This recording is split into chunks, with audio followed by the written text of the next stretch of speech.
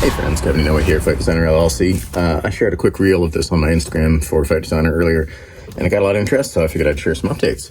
So this is for a brief kind of throwaway gag in The Play That Goes Wrong, which I'll be working on a production of, starting rehearsals this afternoon at Oregon Contemporary Theater, starting with some physical comedy workshops.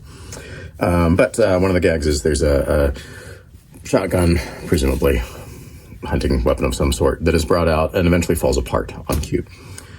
So you can kind of see here some of the earlier stages. This is a 3D printed design. I did not create the design. I bought this on Etsy. But I had done an earlier version of it and not done it as well.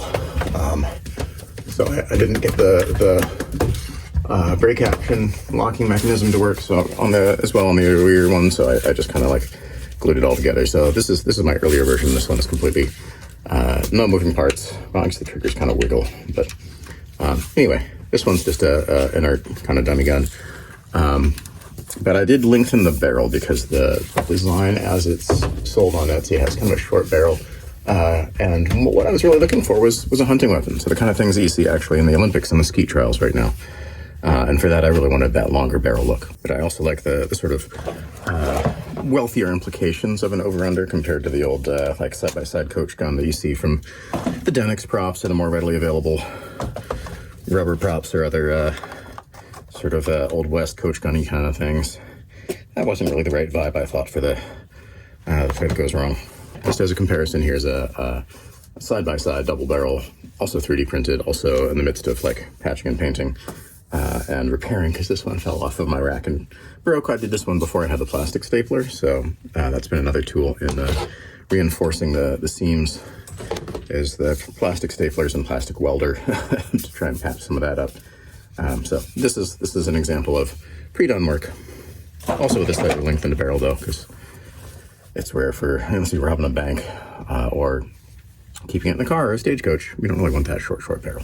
Here's the newer version, and it's still not quite done. I'm going to do one more pass on the paint on the wood for this to make it a little bit nicer. But I put a lot of work in on these, so it's a lot of versions. I printed, patched, filled, sanded, primed, painted again, did an epoxy coat, did a little more sanding, a little more painting over that. And so that's where I am now, is after the epoxy coat and sanding. The epoxy should make it a little bit stronger. I did gloss black, but I haven't yet redone the wood, so that'll be the next thing to do. But pending that last little touch up on the wood, here's what we've got. And yes, it does have a functional break action. We could probably find or make some dummy shells that could go on there if we needed to see it ever getting loaded or unloaded for a different show. You don't for this show. I love the black on gold kind of look here too, just to make it a little snazzier. But, when you need to, I like to keep experimenting with the right level of resistance here. But when you need to, you can pull this apart and have a broken prop.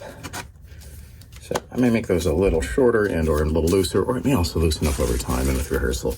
But yeah, it's a little tight now.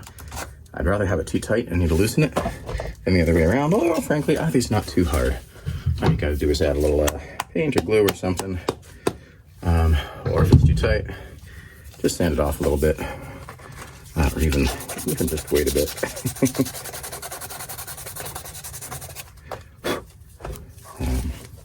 Even just a little silicone oil or something might help. But there we go. And conceivably, this could also be a way to help with shipping costs, because these are kind of long and fragile. And if you make them shorter, you can pack them in a little bit more compact.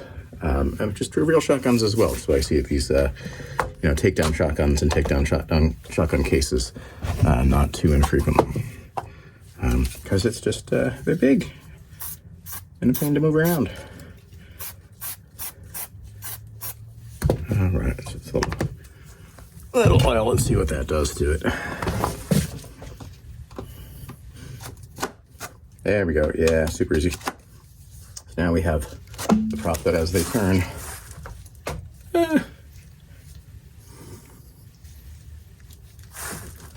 not what you're supposed to have with the sawed-off shotgun. So there we go. I'm gonna do a little final paint coat and take it to rehearsal. Now, as you can see, some of those earlier shots, I do print these in at least some approximation of the color that they're supposed to be, and I do that not because I think I can get away with just not painting them, because honestly my printer's not the highest resolution. You can kind of see the grain, plus there's the seams you got to cover up, and the places where I had to do the plastic stapling and plastic welding. Plus the epoxy helps make it stronger. So, you know, I know I'm going to paint it. I know I'm going to sand it.